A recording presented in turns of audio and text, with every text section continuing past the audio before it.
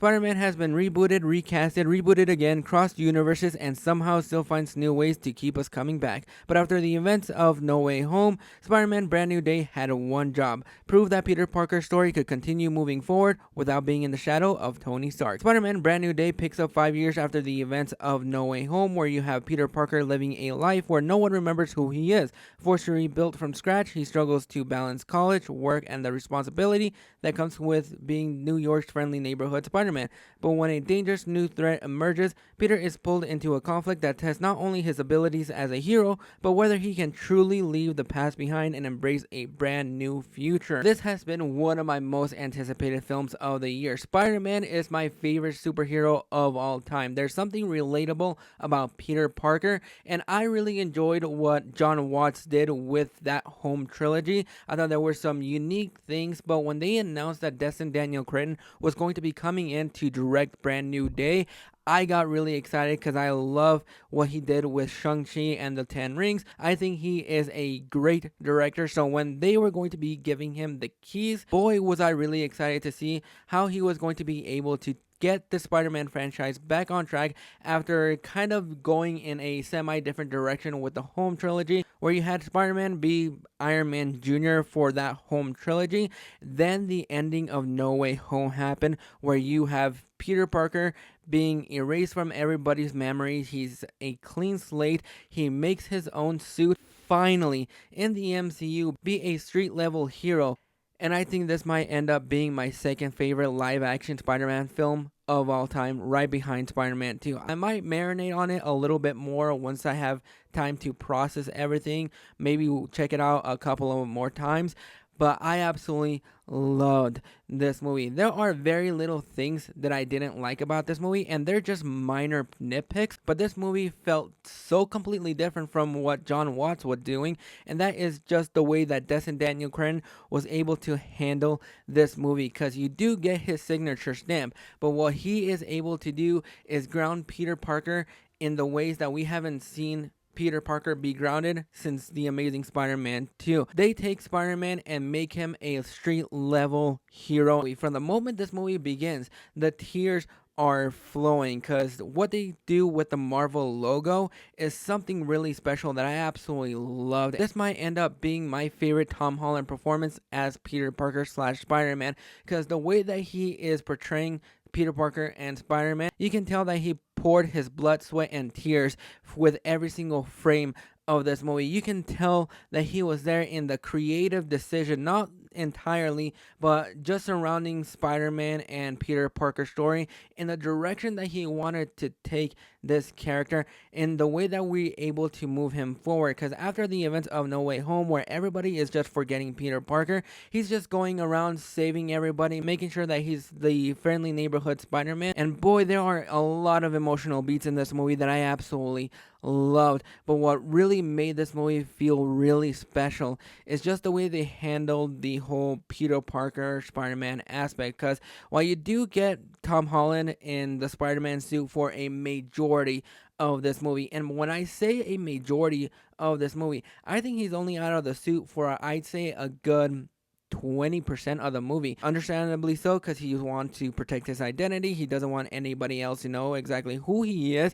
And I thought that was a great decision to make, because it has been a long time since I wanted to see this kind of Spider-Man in the MCU, and we finally have it. The emotional beats that Tom Holland goes through is some of the best, because you do feel for him. Everybody has forgotten who he is. In the last 5 years, he is alone. He is depressed. He has nobody else. He does still have ways of being in touch with MJ and Ned from a distance, not particularly in person, but from a distance. He's able to keep up with them. He knows exactly what's going on in their lives, and I just really love that. I have missed the depressed, lonely Spider-Man, the Peter Parker that's always late on his rent.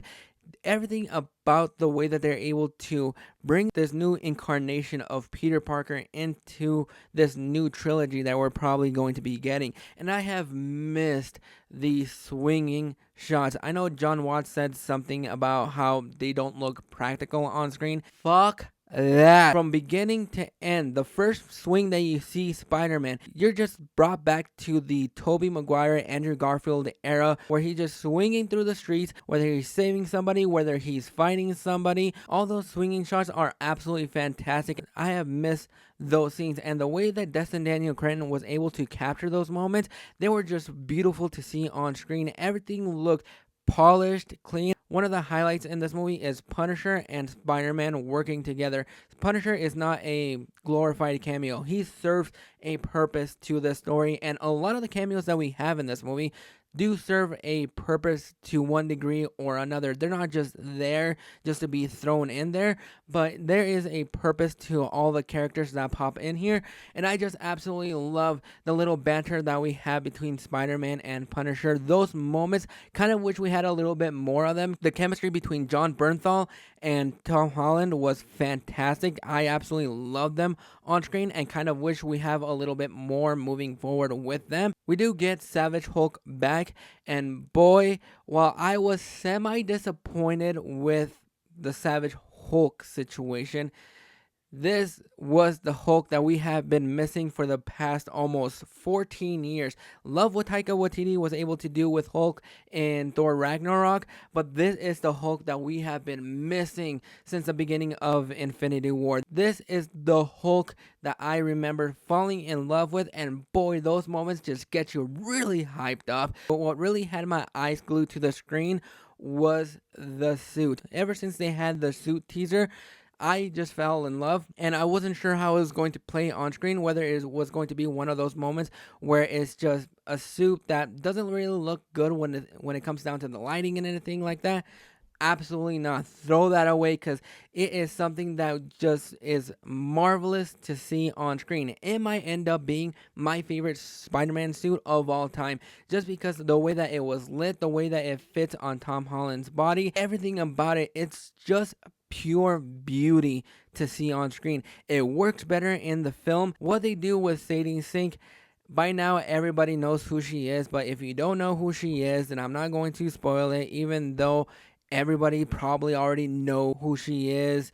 It's probably the worst kept Spider-Man secret since Tobey Maguire and Andrew Garfield in No Way Home. She doesn't have a lot of screen time per se, but I really like what they were able to do with her character. And even at times, she does have some emotional beats in this movie, and I can't wait to see what they do with her moving forward. Not sure what they're going to be doing with her in Avengers Secret Wars. It's already been confirmed that she's going to be in that movie, but I'm really hoping that they're able to do something unique with her, because I really enjoyed what they were able to do. Not really familiar with her at all in the comics, so I'm not sure what her backstory is. Maybe they deviated a little bit from who she is in the comics. Really enjoyed what she did in this movie. And one thing about this movie that I wasn't sure if I was going to love is that Spider-Man has his own Detective Gordon in this movie, and the chemistry between these two I absolutely love, because they are just so buddy-buddy. They interact with each other, they call each other, they make sure that they are on time when it comes down to the crime issues. I just absolutely loved those moments, because I wasn't sure if it was going to work. We've never seen a movie where we had Spider-Man and have his own Detective Gordon, and I absolutely love what they were able to do with these two. Some of the issues that I have with this movie, it's not really issues, they're just nitpicks. Some of the pacing issues here and there I thought were okay. Sometimes it just felt like it was slowing down a little bit, but the runtime of the movie never felt like it was going on forever. I was just magnetized with every single frame, and I wanted to know exactly what was going to be happening next, how we were going to be getting out of these situations, and what the outcome was going to be. What they do with Ned and MJ in this movie, I absolutely love, because now that Peter Parker is trying to protect Ned and MJ from his identity, he's kind of in a way still being able to interact with them just a little bit more. The moments between them are absolutely fantastic, and there are some moments here and there that I thought just hit the ground running and just started to make the tears swell up. That is what this movie does great, is all the emotional beats. It definitely is the most emotional Spider-Man movie that we've had ever, I think. More emotional than Spider-Man 2. There's a moment between the three of them that I absolutely loved.